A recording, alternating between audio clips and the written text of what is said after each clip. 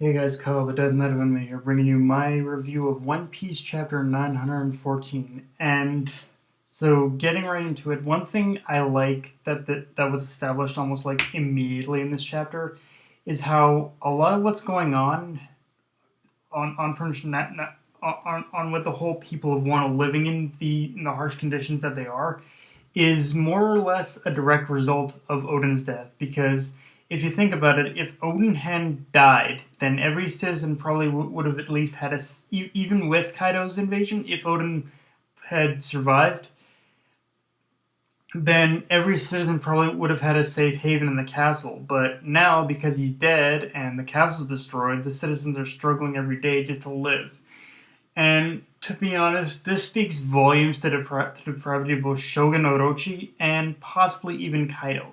The former, especially, because just from the way everything's been described and set up so far, Shogun Orochi not only sounds like someone whose cruelty is on par with celestial dragons, but even even more fucked up is that it gives a whole new level to it just gives off a whole new level in terms of Odin's death, because Odin's death we like it was probably like that from the very beginning, but with this with what we learned in this chapter, Odin's death was probably a little more than just something Kaido decided to do on a whim. It was probably a calculated move from the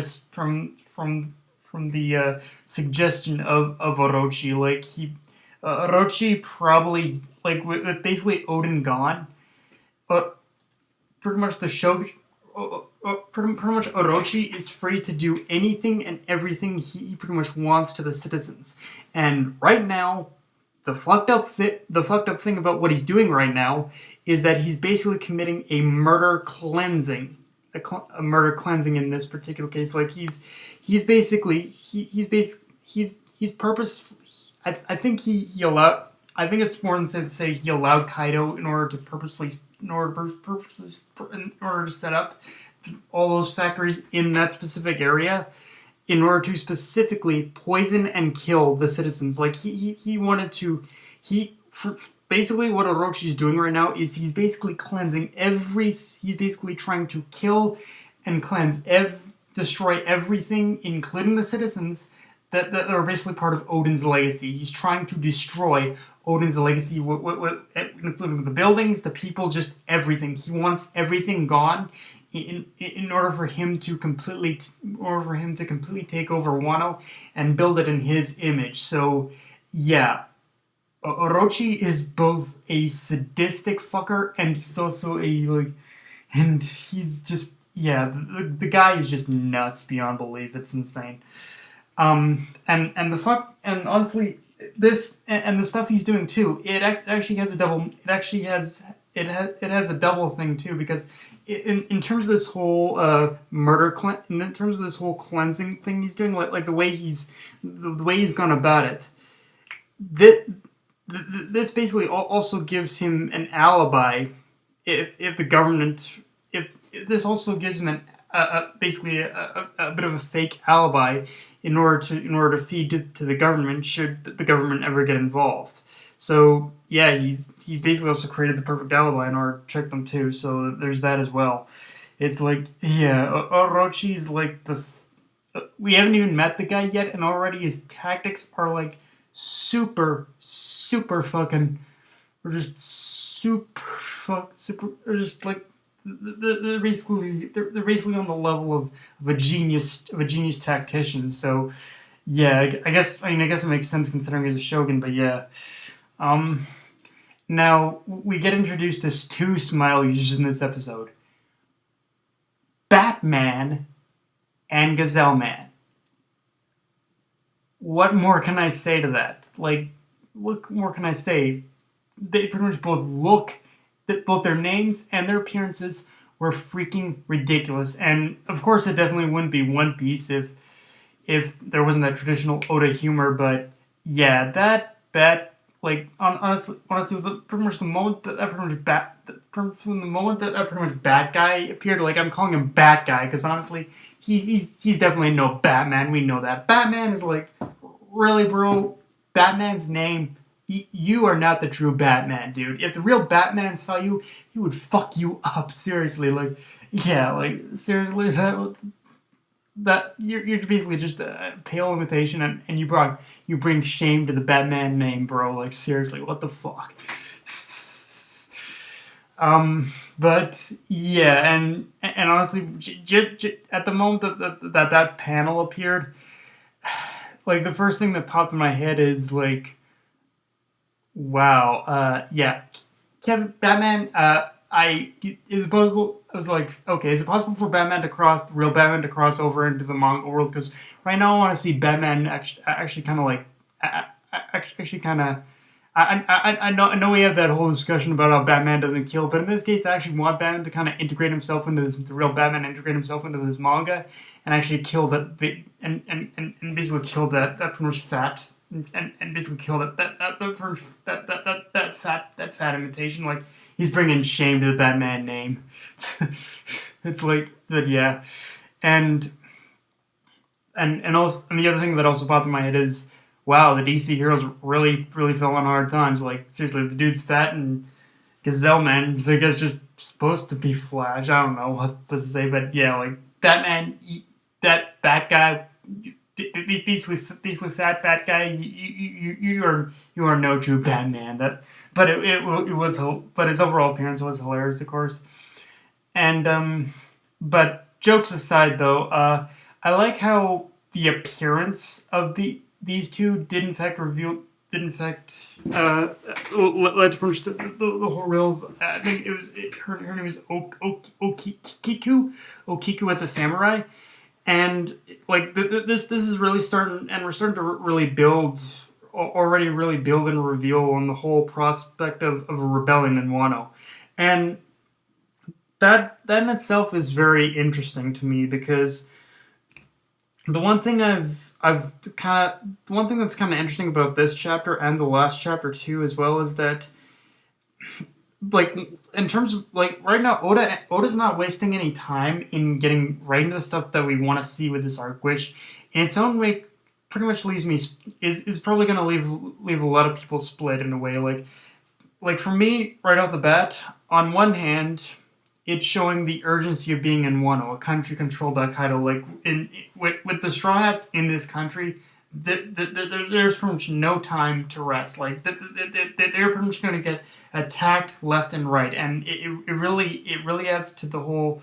It really adds to pretty much as if we didn't even need any more reason. It adds to the overall threat of Kaido himself. Like Kaido is of course one thing, but just reveals that his army is real, and the threat of his army is real as well. So yeah, in that sense, I like it, but at the same time, definitely with the pace that these last couple chapters have really gone by, it has me questioning how long is this arc going to be, because pretty much for all of you who don't even know yet, Oda basically revealed that One Piece is 80% done, and while there is definitely debate for that one, and I definitely have my own.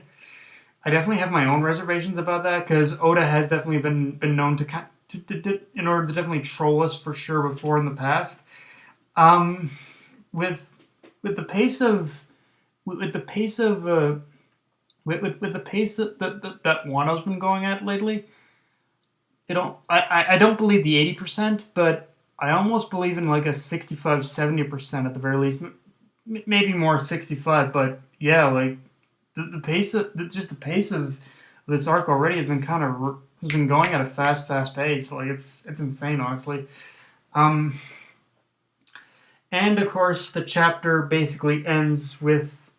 But yeah, like I'll leave that to the comments section. I'm not sure myself, but yeah, with this chapter, it really does make me wonder exactly how much longer we're basically gonna have in this arc. Like it almost seems like this probably only be like, I don't know, 100, 80, 90 chapters at most. I don't know, which doesn't still sounds like a lot, but there have been chapters where Oda's done more than that for sure. I know, so yeah, I wonder. Anyway, so the chapter basically ends with Luffy and his group heading to the Bakura district, followed by a reveal that Law is panicking by what Luffy's about to do. So, which basically Law being revealed that that he's still with his crew basically puts my pretty much whole theory from the previous chapter to rest. Like I openly admit I fucked up on that one. So yeah, but that puts that one to the rest. But with basically Law's panicking at this point, it begs the question of is it even worth to try and stop him at this point? Like they're basically in enemy territory, and already Luffy's attracted both the attention of both Hawkins and the Gifters. So like it's one of those things where I'm questioning whether or not Law's interference is really gonna do anything or even jack all at this point. Like it seems like Law's whole interference wouldn't really serve that much purpose at this. Really serve that much purpose. They pretty much the only way. Pretty much in terms of the only way I can really justify the whole thing of Law trying to stop Luffy at this point is that he already has a plan set in motion that specifically takes place in basically the whole in that particular district, like the district with all the royalty and all the government officials and whatnot. That's the only way I can kind of justify Law basically wanting to stop Luffy at this point is that the Bakura district is kind of the center of whatever plan he's got right now. That's the only thing I got for it. And we also get a glimpse of the second headliner. Like we get the reveal that there are three headliners in this arc. There's Hawkins. There's Hawkins. There's Hawkins. Then we also have we get Hawkins, and we got Hold'em, and I forget the third one's name. We got Hawkins when we got Hold'em. We got Hawkins, Hold'em, and yeah, I forget the third guy's name. Sorry, but yeah, the second headliner, Hold'em, is revealed in this chapter, and judging off his silhouette, he's probably a lion smile user.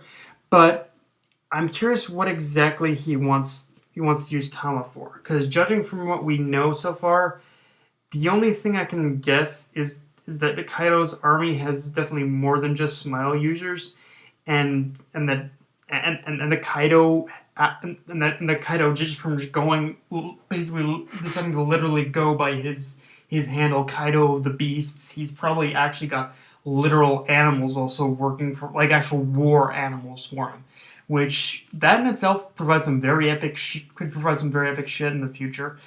And if he does have actual animals, then it would explain the reason for why Hold'em would want to recruit Tama, because she could train these animals, so at least under duress. So yeah, that's the only thing I got. But yeah, guys, that's all I got. If you enjoyed the video, like, comment, subscribe, follow me on Twitter and Facebook. Death Knight me. Signing off. Later, guys.